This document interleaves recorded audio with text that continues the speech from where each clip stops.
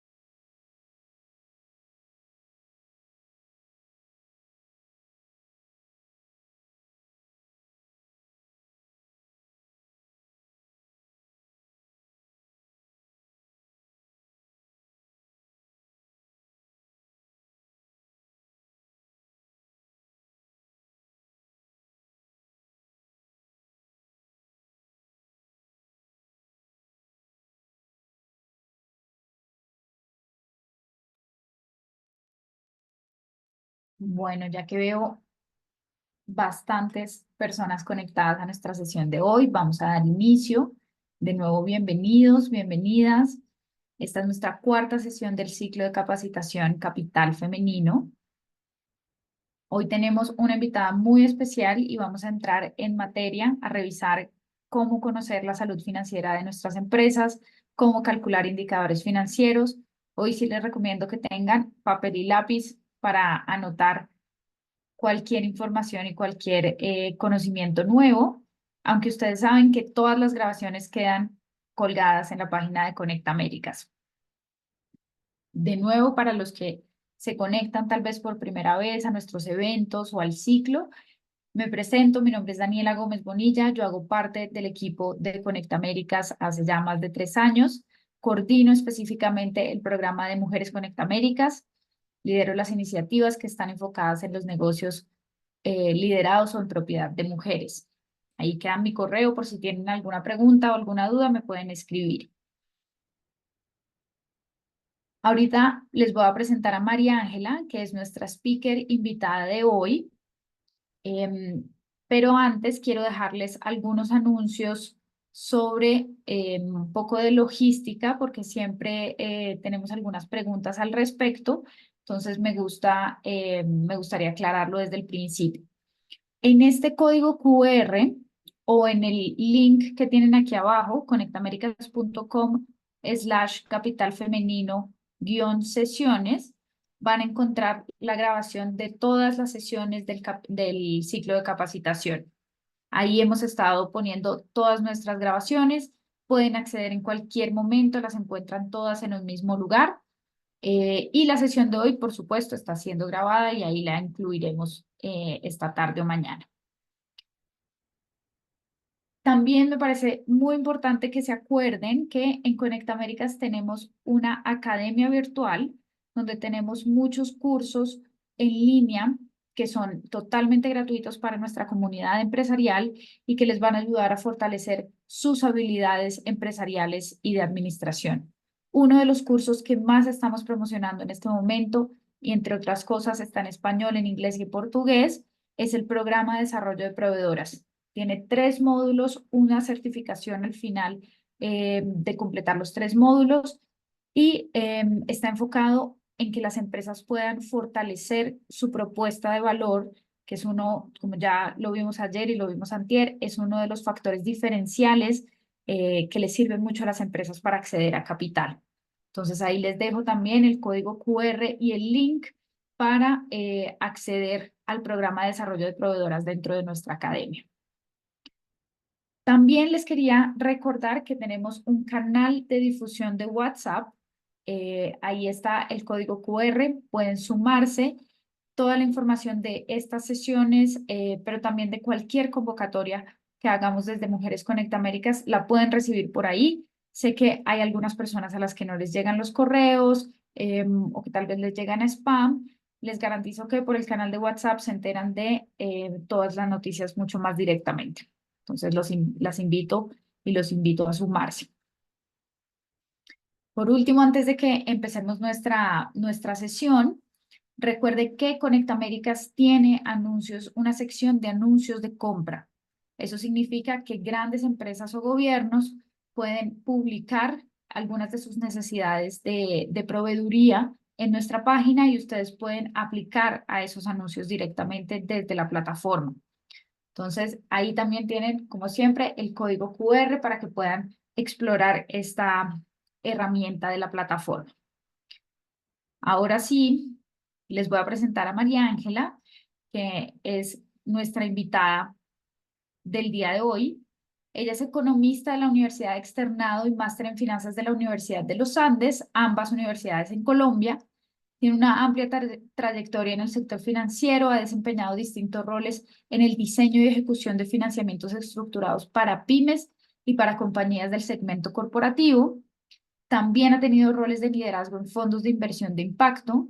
Ahí fue donde se conectó con el tema de finanzas sostenibles y actualmente se dedica a asesorar empresas privadas en nuestra región, en América Latina, para para la estructuración financiera de proyectos de inversión de impacto y la optimización de su estructura operativa y financiera. Entonces, como ven, tiene toda la experiencia muy, digamos, muy evidente y por eso la hemos invitado el día de hoy.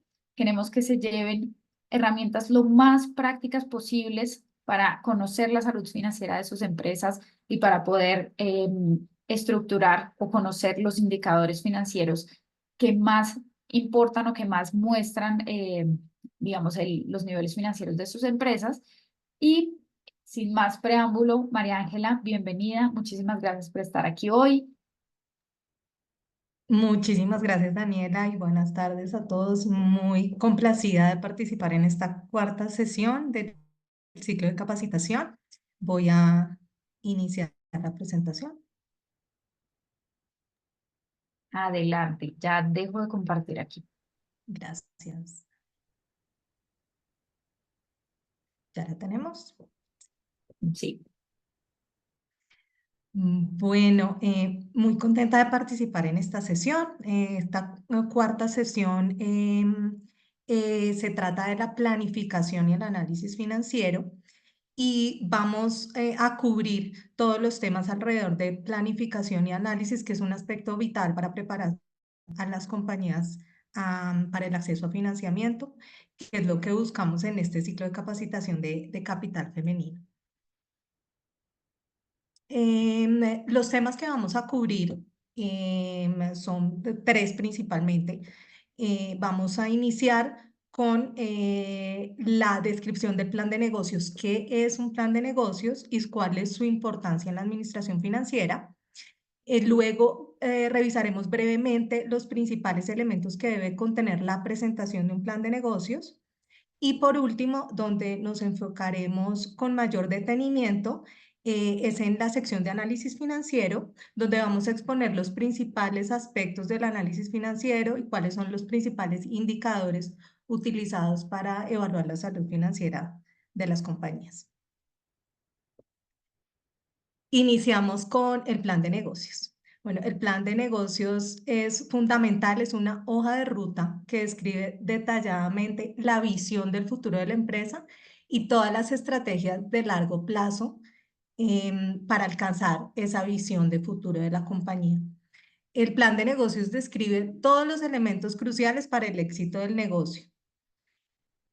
Define objetivos y prioridades de las distintas áreas de la empresa y establece cuáles deben ser los plazos para alcanzar dichos objetivos y los indicadores de medición para la gestión y el monitoreo de su cumplimiento. Es una herramienta muy útil también para organizar todas las actividades internas de la compañía y generar esas estrategias de trabajo conjunto entre las distintas áreas de la compañía. Y por último, y muy importante, el plan de negocios es dinámico, es decir, que se debe actualizar periódicamente para reflejar la evolución de la empresa y de la industria en la que la empresa se desempeña. No es estático. Eh, las 4 áreas principales de la empresa que trabajan en el diseño e implementación del plan de negocios son que toda empresa las tiene de alguna manera, son el área de mercadeo, de operaciones, recursos humanos y finanzas, y todos los objetivos que se trazan cada una de estas áreas se van a reflejar en el plan de negocios. El área de mercadeo, que son primordialmente los objetivos de ventas y penetración de mercado, por ejemplo, busca establecer cuál busca que sea la participación de la compañía en el mercado dentro de un segmento definido, unos indicadores satisfactorios de satisfacción del cliente, por ejemplo. El área de operaciones busca establecer objetivos en torno a la mejora de procesos, mejorar la calidad del producto, disminuir costos, mejorar eficiencias, todo esto con el fin de cumplir también los objetivos trazados por el área de mercadeo. Luego, recursos humanos, que se enfoca en todo el tema de atracción del talento idóneo y aumentar el bienestar de los empleados.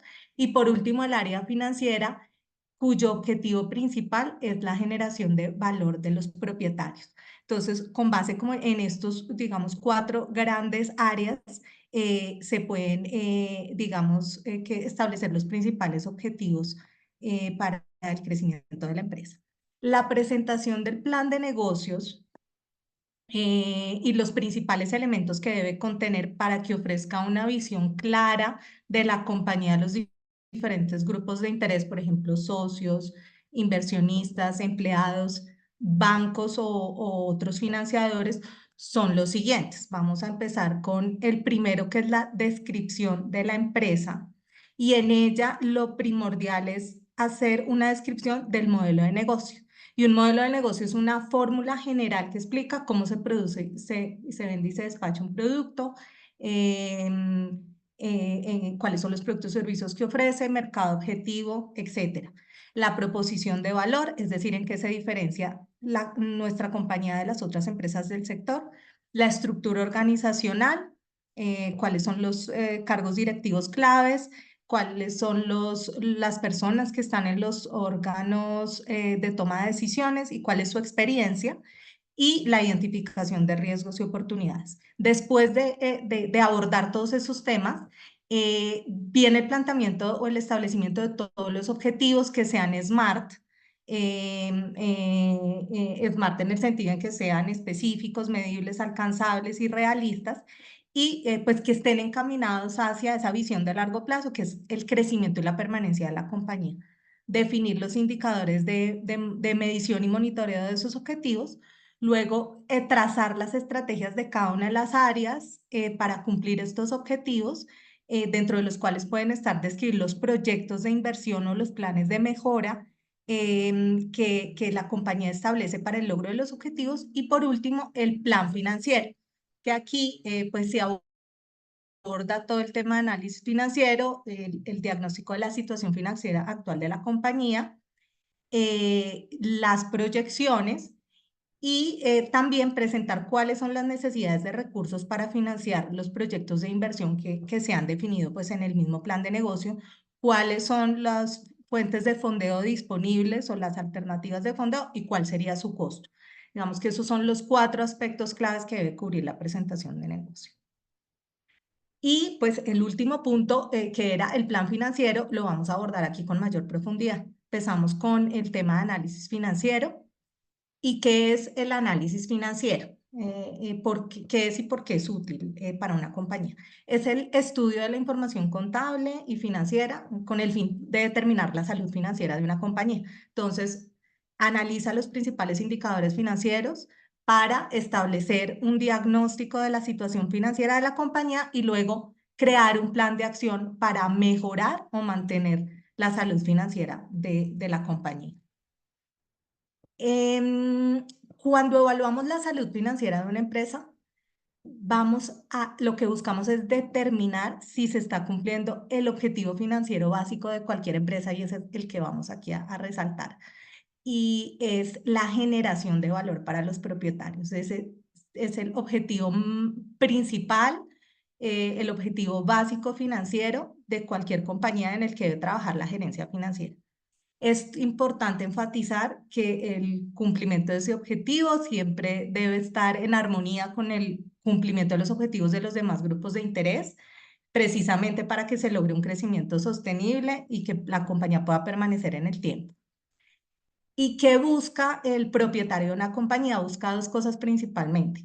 La valorización de su inversión, es decir, que el valor de la empresa valga más de lo que invirtió en ella y que cuando quiera vender sus acciones o su participación pueda generar una utilidad por su inversión.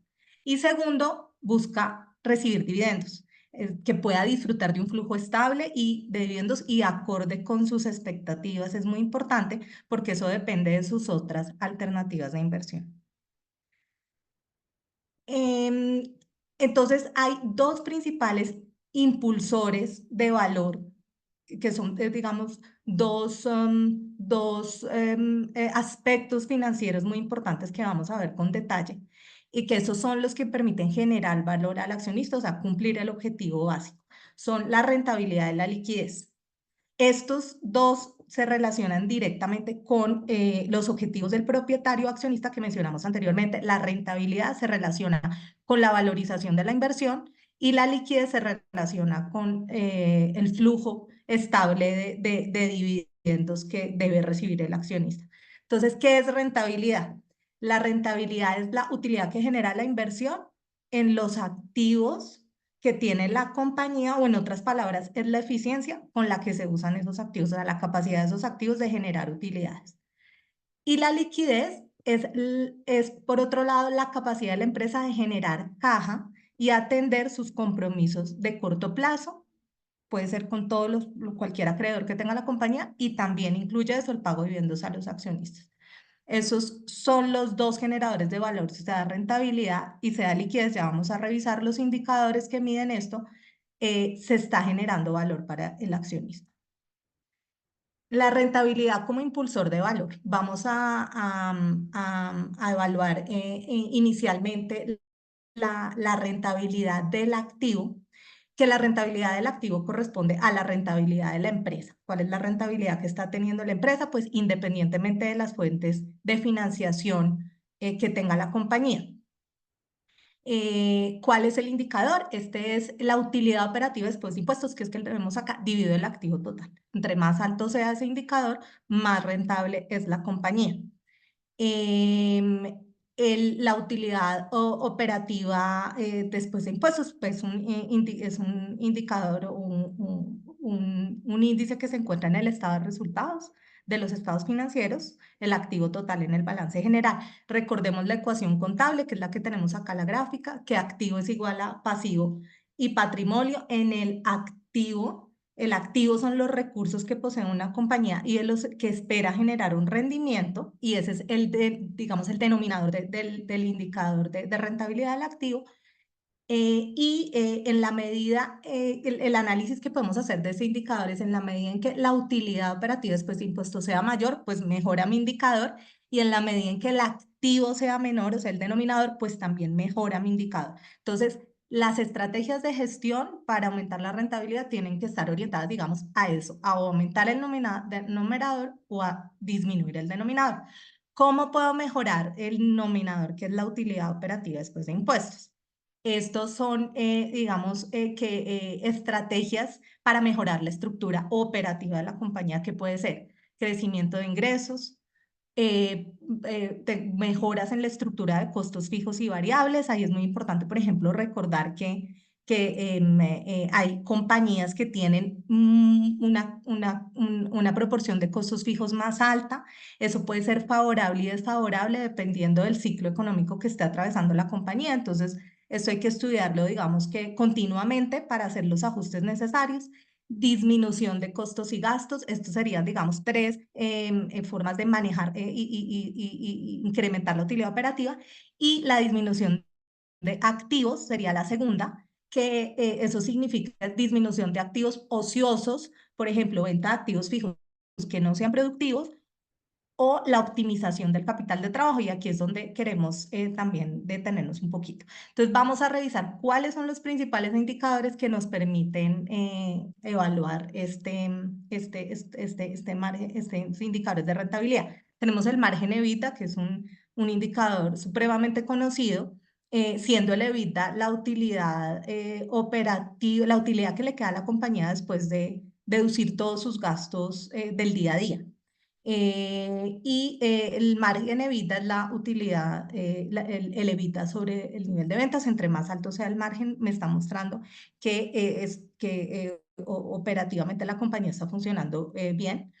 Luego está la productividad del capital de trabajo.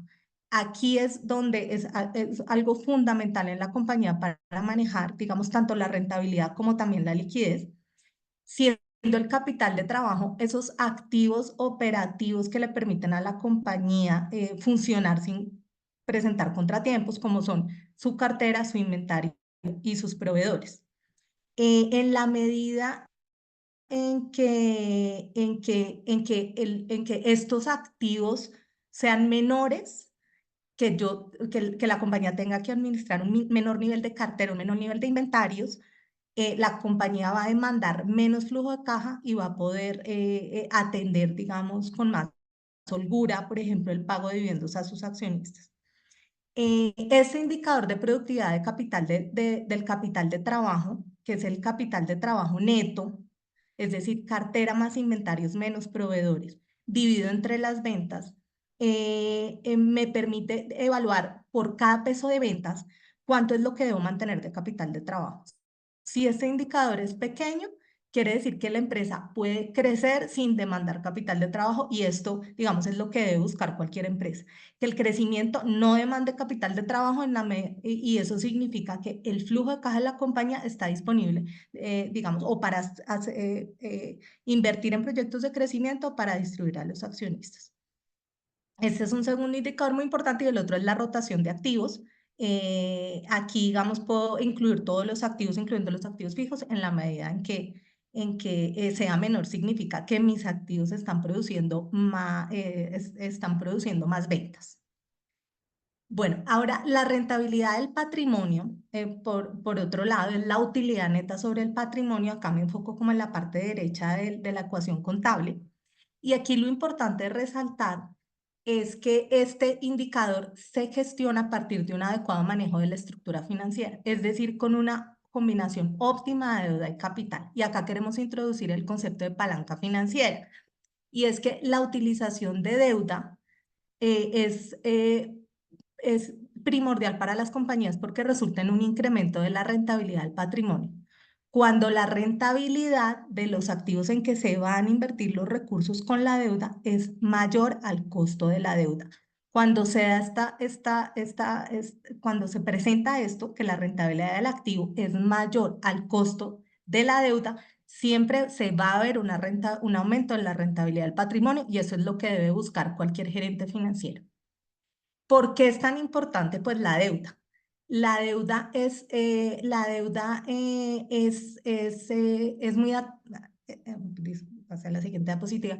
En un mayor nivel de deuda permite disminuir el costo de financiación y generar valor para el inversionista. ¿Por qué? Porque la rentabilidad porque el costo de la deuda siempre es menor al costo del patrimonio. Como dice acá la fórmula, costo de patrimonio es mayor al costo de la deuda. ¿Por qué? Porque el inversionista o el propietario siempre está asumiendo un mayor riesgo que el acreedor. ¿Por qué? Porque el pago de intereses tiene prelación sobre el pago de dividendos, porque en un escenario de liquidación los activos siempre se destinan a cubrir los compromisos con los acreedores y cualquier remanente es para los socios, y en muchos casos también los socios tienen que poner respaldar la deuda con su patrimonio personal. Por esa razón, siempre el costo del patrimonio va a ser mayor al costo de deuda. Entonces, utilizar deuda es muy eficiente y me permite generar valor al accionista. Sin embargo, acá se presenta un trade-off entre riesgo y rentabilidad cuando uso endeudamiento, y es que a mayor endeudamiento, si bien aumenta la rentabilidad, también se aumenta el nivel de riesgo financiero, porque ante una eventual disminución de los ingresos, la compañía no estaría en capacidad de atender su servicio de la deuda. Eso podría terminar en una liquidación de la compañía o en una pérdida de poder de decisión y control de los accionistas sobre la compañía porque la toma posesión los acreedores. Entonces, aquí surgen dos preguntas cuando evalúo cuando quiero tomar endeudamiento, y es, ¿debo tomar deuda sí o no? ¿Y cuál debe ser el nivel de deuda que debo tomar? Y acá, cuando evalúo, ¿debo tomar deuda? Debo ver tres aspectos. Uno, depende del nivel de aversión a riesgo de los inversionistas. Hay inversionistas que no les gusta tomar deuda porque tienen baja tolerancia al riesgo. Sí debo tomar deuda si se van a financiar activos o proyectos que generan valor para la compañía. Es decir, como lo vimos, que la rentabilidad de esos activos va a ser superior al costo de la deuda. Siempre que se da eso, siempre que se cumplan esos dos aspectos, la respuesta sería sí a la pregunta de tomar deuda. ¿Y cuál es el nivel de endeudamiento adecuado? Para esto vamos a ver los tres principales indicadores que analizan tanto los accionistas como los acreedores, los bancos. Y es primero la relación deuda-evita, es deuda financiera sobre evita. Esa, entre más baja sea, es mejor la salud financiera de la compañía o su capacidad de tomar endeudamiento. Mide qué tan equilibrado es el tamaño de las deudas financieras con relación a la caja que puede generar el negocio. Y digamos que es un indicador que no se puede establecer como un número porque depende de la industria, de la industria en la cual se encuentra la compañía. Por ejemplo, hay compañías que están en el segmento de comercio minorista, que manejan altos volúmenes de venta, bajos márgenes de rentabilidad, pero muchos activos operativos porque manejan carteras altas, volúmenes de inventarios muy altos, y eso lo financian con deuda. Yo en esos casos vamos a ver, por ejemplo, compañías que tienen niveles de endeudamiento que pueden exceder el nivel de 3 veces deuda EBITDA, con la revisión de indicadores de liquidez para ver cómo esos activos operativos se convierten en efectivo para atender el servicio de la deuda. Eso lo vamos a mirar ahora. Pero digamos que en términos muy generales, un indicador de 3 veces deuda EBITDA es un indicador que los bancos, digamos, aceptan con facilidad. Está el indicador de cobertura de servicio de la deuda, ese es el flujo de caja libre sobre el servicio de la deuda, y un indicador mayor a 1.3 veces es uno con los que los financiadores también se sienten muy cómodos, siendo el flujo de caja libre el EBITDA menos los impuestos, menos las inversiones en capital de trabajo, menos las inversiones en reposición de activos fijos. Y pues esa es una medida de capacidad de endeudamiento de la empresa, porque me dice que tantas veces el flujo de caja libre cubre mis compromisos de deuda con mis acreedores.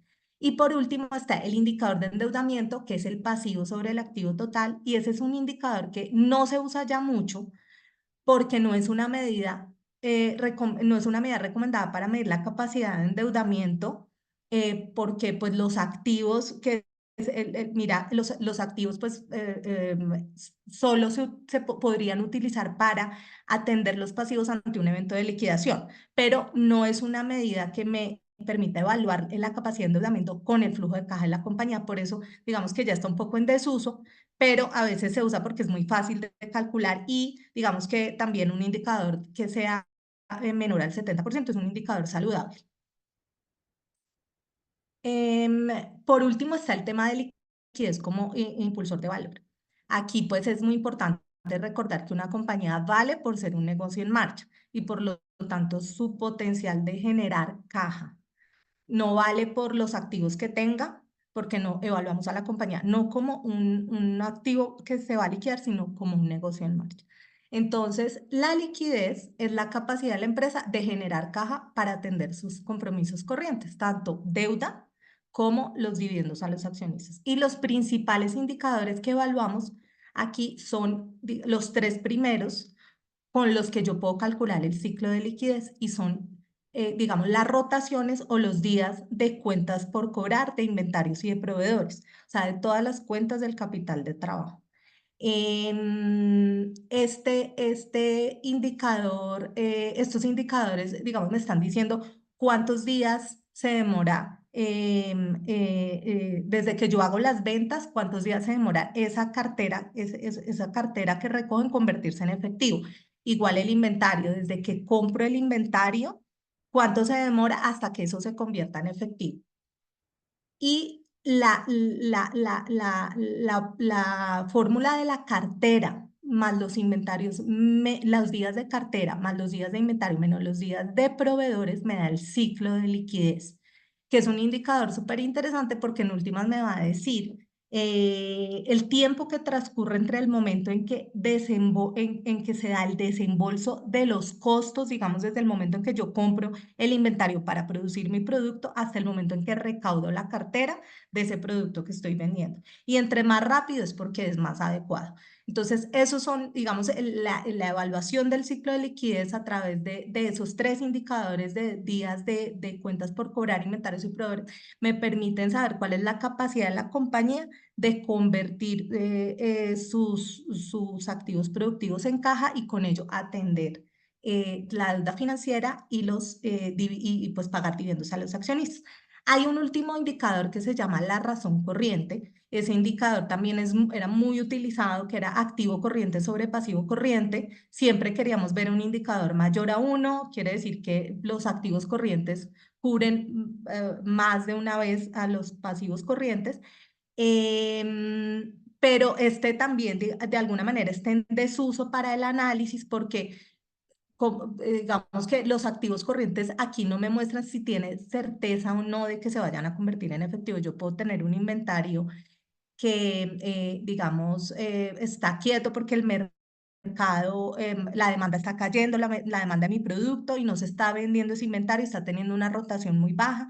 Mis clientes están en crisis, no me están pudiendo pagar a tiempo y entonces la cartera no se está convirtiendo en efectivo y resulta que tengo un pasivo corriente que en última no se va a poder pagar de acuerdo a los plazos establecidos por el acreedor. Entonces, pues ese indicador en última no me da toda la información que yo quisiera ver, por eso el ciclo de liquidez es muy importante, porque al final sí me va a dar una indicación de que estos activos se están movilizando con la rapidez que requiero para atender mis compromisos financieros. Entonces, aquí evaluamos, digamos, esos dos aspectos principales. En resumen, todo lo que fue la rentabilidad, cómo medirla, los indicadores principales, igualmente cómo yo puedo aumentar la rentabilidad utilizando deuda de manera responsable y con qué decisiones tomar a la hora de evaluar si tomar o no un endeudamiento. Y por último, los indicadores de liquidez, que estos todos en su conjunto son los que permiten generar valor al accionista y pues cumplir con el objetivo financiero básico de cualquier empresa, que es aumentar la rentabilidad del propietario. Entonces, bueno, con eso ya terminamos y muchas gracias. Ya podemos, Daniela, pasar a la sesión de preguntas. Muchas gracias, Ángela. Ahí Daniela tuvo que salir, así que yo voy a tomar la parte de Daniela, sí. preguntas y respuestas. Sí, Muy gracias. interesante la ponencia. Eh, Primero, he visto en el chat y me parece que sería de utilidad quizás aclarar algunos conceptos que significan. Por ejemplo, el capital de trabajo, qué significa exactamente. Y también acá han preguntado cuál sería la definición de proveedores, si es la deuda con proveedores o significa otra cosa. Perfecto, muchas gracias, Diego. Bueno, empecemos con capital de trabajo para describirlo un poquito más con detalle. El capital de trabajo son todos los recursos que la empresa requiere para llevar a cabo sus operaciones sin ningún contratiempo. Lo ideal es que la empresa, digamos, pueda utilizar de manera eficiente esos recursos y que sea la menor cantidad posible. ¿Cuáles son las cuentas del capital de trabajo? De nuevo, es la cartera. ¿Sí? Es decir, cuando yo doy plazos de pago a mis clientes, digamos, se pueden demorar 30, 60, 90 días en pagar. En la medida en que esos plazos son inferiores, pues quiere decir que mis ventas se están convirtiendo en efectivo más rápido. Entonces, pues muchas veces tenemos que adaptarnos a las condiciones del mercado y pues manejar plazos de proveedores un poco más largos para poder, digamos, aumentar mi participación de mercado, pero en la medida en que yo pueda administrar, por ejemplo, esos periodos de cartera, pues voy a tener una liquidez mucho más rápida y pues mayor valor para el accionista. Lo mismo con el inventario, digamos, administrar el inventario de manera eficiente, que yo, digamos que la empresa no tenga que mantener volúmenes grandísimos de inventario, porque eso significa que para mantener esos volúmenes de inventario, o la empresa está tomando deuda para financiarlos y eso pues tiene un costo, ¿sí? O la empresa, y al crecer, la empresa al crecer necesita más inventario, entonces necesitan más recursos, tanto en cartera como en inventario, y es menos el flujo de caja disponible que le queda al accionista para, digamos que repartir dividendos o para invertir recursos en el crecimiento de la compañía, en activos operativos, etcétera, en sus proyectos de inversión. Esas son, digamos que las principales cuentas de capital de trabajo. Ahora el otro concepto que es capital de trabajo neto, ese es cuando tomo la cartera menos, más cartera más inventario, menos proveedores, porque los proveedores de alguna manera me permiten financiar mi cartera y mis inventarios. Entonces, por ejemplo, si yo tengo unos días de cuentas por cobrar de 90 días, todos mis clientes en promedio me pagan a 90 días, yo debo mantener más o menos 90 días de inventario. Ahí mi capital de trabajo, digamos, mi ciclo de capital de trabajo son 180 días, 90 más 90. Pero, por ejemplo, mis proveedores me pagan, yo le debo pagar a mis proveedores en 30 días, me dan 30 días. Entonces ahí serían 180 menos 30, 150. Ese es mi ciclo de liquidez. De alguna manera, en parte, mis proveedores me están ayudando a financiar mis activos de capital de trabajo, que es cartera de inventarios, pero todavía tengo 150 días que yo tengo que financiar o con la generación de caja del negocio, o sea, con el EBITDA, o sea, con mi utilidad operativa después de cubrir todos mis costos y gastos, o ya sea con deuda. Lo que debe buscar cualquier empresa es pues que su capital de trabajo neto no le genere requerimientos de caja. Eso sería lo ideal. Eso también depende, como dije, mucho de las condiciones de mercado, pero pues eso hace parte de la gestión del gerente financiero, buscar optimizar el capital de trabajo. Bien, y bueno, otras dudas que había era acerca de la definición de proveedores y algo que nos están preguntando aquí es cómo era la fórmula de rentabilidad. Bueno, definición de proveedores. Disculpe, No pasa nada. no se me sale. Proveedores son todos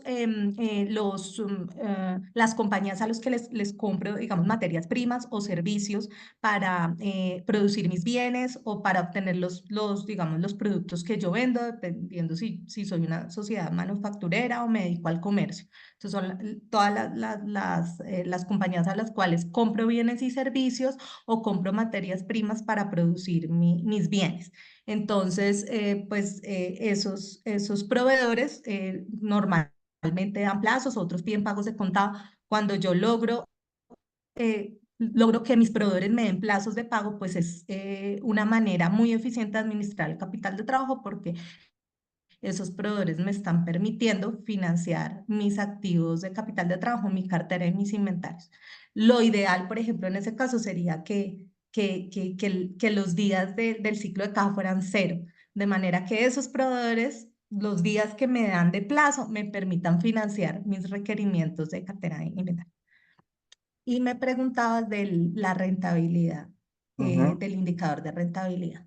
Bueno, nos devolvemos acá un poquito. Entonces, la rentabilidad, digamos que la rentabilidad de la empresa para evaluar, si queremos evaluar un solo indicador que es clave para saber si mi empresa está siendo rentable, es este, utilidad operativa después de impuestos sobre el activo total. Y ese me dice efectivamente qué tan eficientes están siendo mis activos, o sea, qué tanto mis activos se están convirtiendo en utilidad. La medida en que este indicador sea alto quiere decir que la compañía está haciendo una muy buena gestión, que mis activos están siendo rentables. Y entonces ahí era cuando evaluábamos esos, digamos, esas dos formas de gestionarlo y es, tengo que buscar cómo incrementar la utilidad con la menor cantidad de activos posibles, ya sean activos fijos como son máquinas, terrenos, bodegas, etcétera, la menor cantidad de esos activos y la menor cantidad de activos operativos, que son la cartera y el inventario principalmente. Y de otros indicadores o márgenes de rentabilidad que también me permiten evaluar la rentabilidad de la compañía, está los que revisamos también, que es el margen EBITDA, la productividad neta del capital de trabajo y la rotación de activos. Esos, digamos que son en conjunto, serían los cuatro principales indicadores que me permiten evaluar la rentabilidad de la compañía. Bien. Y nos han preguntado también, para el caso particular de las startups, cuáles serían los indicadores principales a tener en cuenta y cómo manejar este cuadro financiero. Bueno, diría que, digamos, no hay mucha diferencia en cuanto a estos indicadores de renta, digamos, de rentabilidad de liquidez principalmente para una compañía startup o una empresa madura. Digamos que tengamos en cuenta que una compañía en startup es una compañía que está en un ciclo de crecimiento y está demandando mucho capital de trabajo. Entonces, lo que pasa comúnmente es que es una compañía que tiene que gestionar muy bien la liquidez porque está en una etapa donde están creciendo su cartera, porque están creciendo sus ventas, tiene que financiar esa cartera, porque comúnmente de pronto para atraer nuevos clientes está aumentando los plazos, porque está aumentando sus inventarios, porque está desarrollando productos nuevos, etcétera. Entonces, digamos que sí se enfrenta a retos de liquidez importantes. Entonces, generalmente lo que podríamos decir es que podríamos ver compañías que el flujo, digamos, de caja libre, el flujo de caja o su flujo de caja se destina mucho a financiar capital de trabajo. Y en la medida en que la compañía, digamos, ya va estabilizándose en la curva de crecimiento, pues ya se empieza a ver cómo ya se aplanan esas necesidades de liquidez. Es como algo que se presenta mucho en las compañías que están en crecimiento. Pero en últimas, digamos, son los mismos indicadores los que debería evaluar. Bien. Y teniendo en cuenta estos indicadores, una pregunta que habíamos tenido es cómo se puede llegar al punto de equilibrio. Teniendo en cuenta, obviamente, que dependerá, por supuesto, de cada empresa y sus características, pero bueno, si nos pudieras dar alguna idea general. Sí, bueno, aquí es muy interesante de pronto conversar un poquito sobre los temas de la estructura de costos, que de hecho aquí los mencionamos en las estrategias de gestión de la estructura operativa de la compañía. Y es, hay, digamos, dos tipos de costos que toda compañía tiene, que son los fijos y los variables. Aquí quisiera también repasar el concepto de palanca operativa, que es el siguiente. Cuando una empresa está digamos, en un ciclo de crecimiento, digamos, porque la economía está bollante, digamos, hay mucha demanda de su producto, por ejemplo,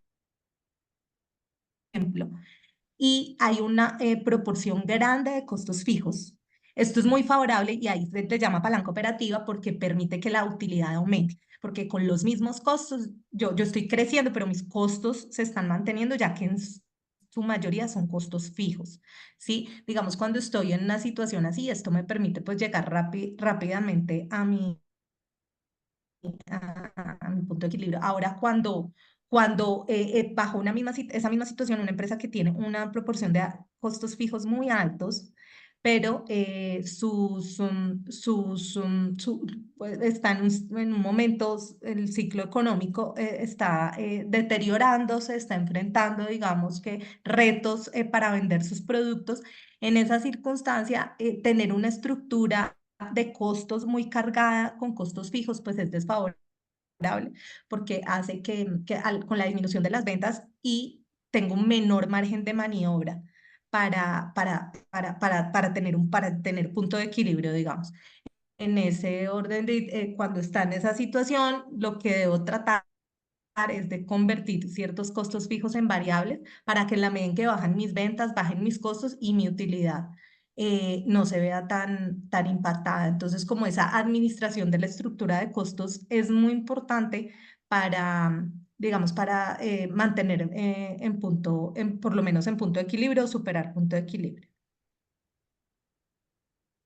Bien, perfecto. ¿Y cómo se puede aumentar la rentabilidad? Ahí en un momento de la clase Bueno, ¿cómo se del puede? encuentro hablas de Sí. algunas estrategias. Sí, sí, sí. Sí, bueno, precisamente las tenemos acá. Por ejemplo, ese margen de EBITDA que es como tan usado para evaluar si estoy aumentando la rentabilidad, digamos, se usa cuando evaluamos como la evolución de los márgenes en el tiempo, por ejemplo, históricamente, cómo se vienen comportando los márgenes, si vienen creciendo o bajando, mi margen EBITDA viene creciendo o bajando, ¿sí? Digamos, cómo hago para crecer ese margen EBITDA. El EBITDA, como lo veíamos, era la utilidad que le queda a la compañía después de cubrir todos sus costos y gastos que representan efectivo. Ahí, pues, eso significa que no tiene en cuenta lo que son depreciaciones y amortizaciones, básicamente. Pero esa utilidad o ese EBITDA, utilidad de EBITDA que se le llama, pues la puedo aumentar entonces o digamos que a través de la implementación de estrategias que me permitan crecer, aumentar las ventas o disminuyendo pues los costos y gastos, optimizando los costos y gastos de la compañía o mejorando esa estructura de costos fijos como lo hablábamos ahorita. Esas son como las tres principales, por ejemplo, para mejorar el margen EBITDA, pero cuando ya analizamos, por ejemplo, el indicador de rentabilidad del activo, que es tan importante, también es donde cobra tanta importancia qué uso le estoy dando a mis activos y si tengo activos ociosos, porque si yo tengo activos que no me están generando utilidad, digamos, vender esos activos o darle algún uso productivo a esos activos, pues también me permite incrementar la rentabilidad. Entonces, me tengo que enfocar tanto en cómo está mi EBITDA o mi utilidad operativa después de impuestos, que la gestiono pues a través del crecimiento de ingresos y de la mejora o la disminución de costos y gastos, pero también en estar evaluando cómo puedo tener una estructura de activos mucho más eficiente. No tener, digamos, por ejemplo, un activo operativo que no sea rentable. Hay activos operativos activos, pues que la compañía, activos fijos que no están generándome una rentabilidad adecuada. Por ejemplo, puedo tener un portafolio de productos y uno de ellos tengo, no sé, una planta de producción, una máquina que se dedica a producir ese producto que ya no está siendo rentable. Entonces, en toda esta evaluación de la compañía puedo llegar a decidir, digamos, por ejemplo, salir de esa línea de negocio y vender esos activos porque no me están produciendo la rentabilidad que me producen, digamos, mis otras líneas de negocio, que son mis inversiones, pues, alternativas. Entonces, como toda esa evaluación de la eficiencia de mis activos y el crecimiento de mis ingresos, la estructura de costos y gastos, cómo puedo disminuirlos, cómo puedo hacerlo más eficiente, digamos que son las herramientas para gestionar la rentabilidad de la compañía. Muchas gracias, Ángela. Te pregunto también, hablando de costos, nos han preguntado, bueno, qué hacer o qué pasa cuando el costo de la deuda es alto.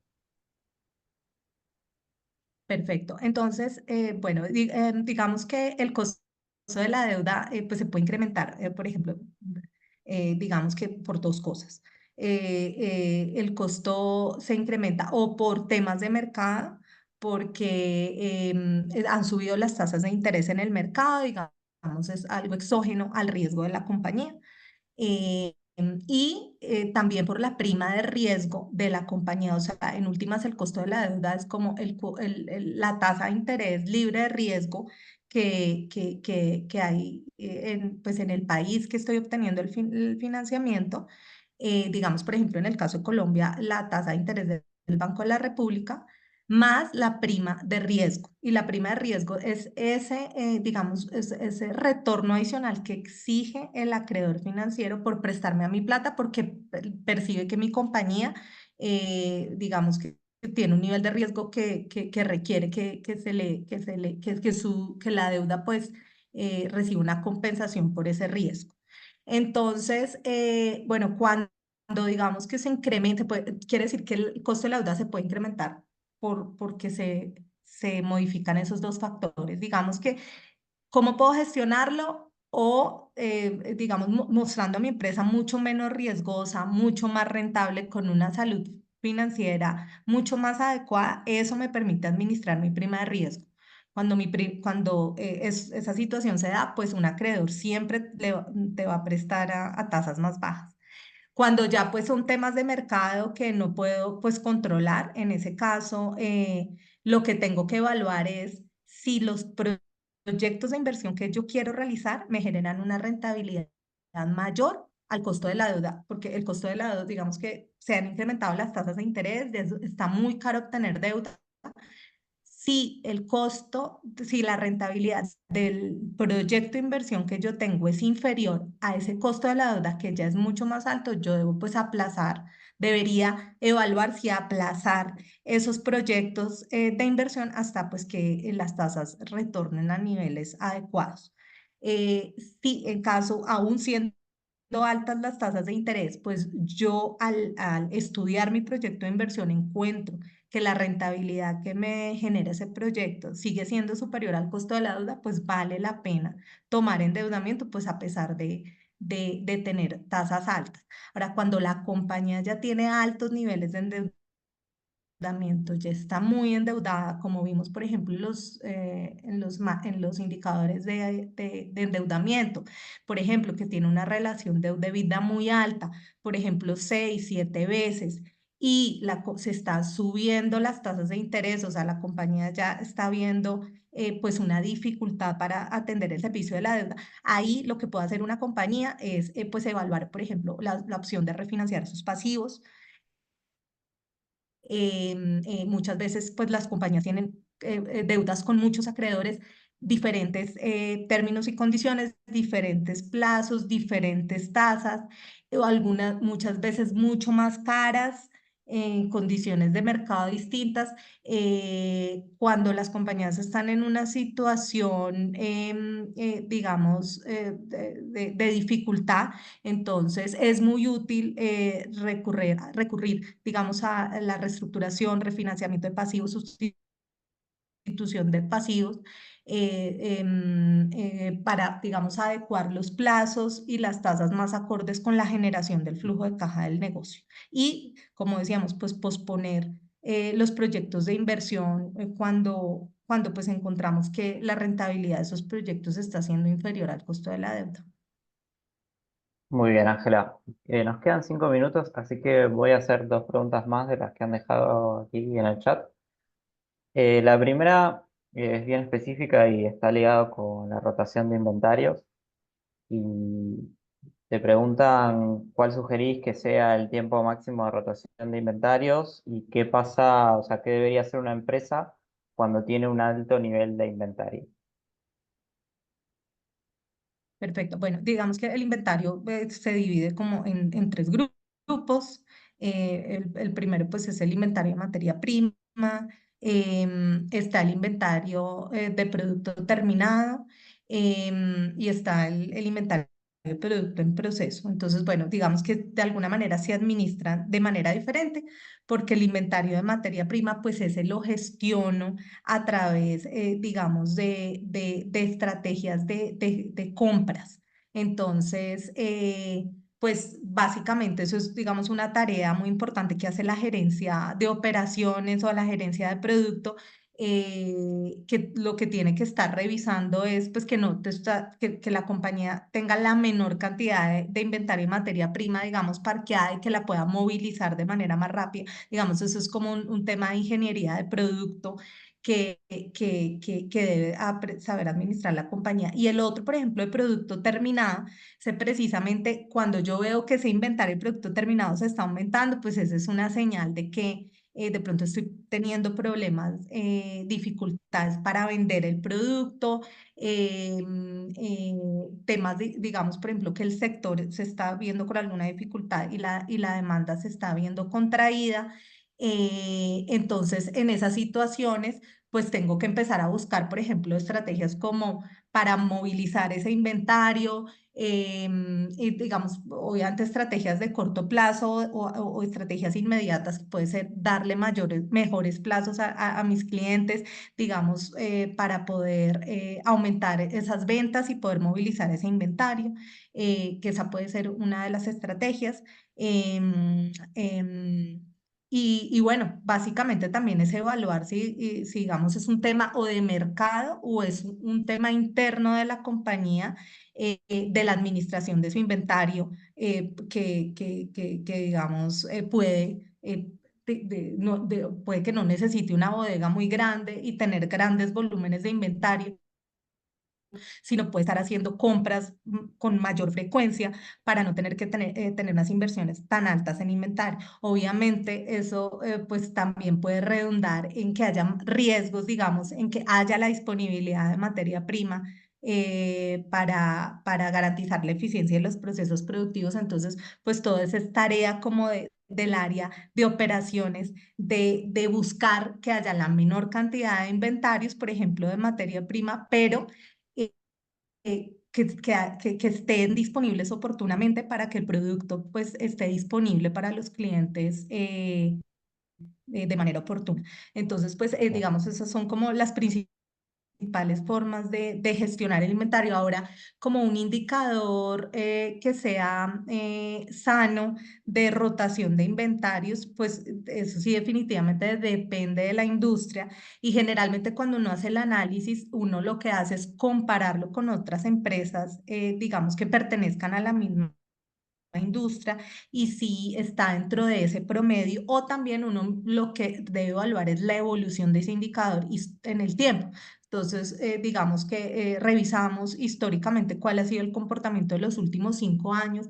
Deberíamos ver que el indicador se mantiene sobre los niveles promedio de la industria, y que o se está mejorando, aumentando la rotación del inventario, o se está manteniendo. Pero si vemos que, digamos, en el tiempo se ve un deterioro en la rotación del inventario, pues esa es una señal Bien. de que hay algo que está pasando y tengo que evaluar dónde está. ¿Es un tema de mercado, digamos, de demanda, o es un tema, digamos, interno en la gestión del inventario? Bien. Y para cerrar, hay, creo que son dos preguntas que pueden hacer. Una que es básicamente, tiene que ver con la evaluación del éxito o de la estabilidad de una empresa, y básicamente sería, ¿cuál sería una evaluación correcta para saber si la empresa tuvo éxito? ¿Y cuánto tiempo tiene que pasar para que sea una evaluación justa? Correcto. Bueno, digamos que se resume como en los principales indicadores que evaluamos, estos dos indicadores, digamos, o dos aspectos claves, que son la rentabilidad y la liquidez. Son los indicadores que me permiten evaluar si la compañía, pues se encuentra saludable financieramente. ¿Por qué? Porque son los impulsores de valor o los generadores de valor, para el patrimonio. Entonces, digamos, la evaluación de todos los indicadores de rentabilidad, que la compañía efectivamente, pues esos márgenes de rentabilidad se estén incrementando, y la evaluación de mi flujo de caja, porque como decíamos, las empresas valen por ser un negocio en marcha, es decir, porque estén generando caja. Entonces, la generación de flujo de caja libre, que la compañía después, digamos, de su EBITDA, que es su utilidad, después de cubrir sus costos y gastos, quede la mayor cantidad de recursos posibles, es decir, que se tenga que destinar menos a financiar capital de trabajo, que se tenga que destinar menos a la reposición de activos. Por ejemplo, hay compañías que están en sectores que tienen, digamos, que están sujetos a cambios continuos de la tecnología y que les implican, digamos, hacer una reposición de activos muy constante y que eso cuesta. Esas compañías, por ejemplo, siempre van a tener un poquito más de presión en su flujo de caja porque tienen que hacer más inversiones en reposición de activos fijos, ¿sí? Pero en la medida, digamos, en que eso no pase y yo tenga que reponer en menor cantidad mis activos, o también porque decido no comprar activos, por ejemplo, sino hacer un leasing o tercerizar un proceso de producción, entonces no voy a hacer la inversión en una planta de producción, en una máquina, sino la voy a tercerizar para no inmovilizar recursos en un activo. Eso me genera más efectivo. Son todas las estrategias para poder, digamos, tener un flujo de caja libre disponible para los accionistas más alto. Entonces, en la medida en que ese flujo de caja libre es más alto, es porque yo pude gestionar muy bien la liquidez y porque pude hacer mucho más rentable la operación, o sea que gestioné bien mis indicadores de rentabilidad. Y así tuve un flujo de caja libre mucho más alto, es muy atractivo, digamos, para cualquier stakeholder, para el inversionista, es muy atractivo para los acreedores porque pues van a haber apetito por prestar recursos, que como dijimos, el costo de la deuda siempre va a ser muy inferior al costo del patrimonio, o sea, al costo del accionista.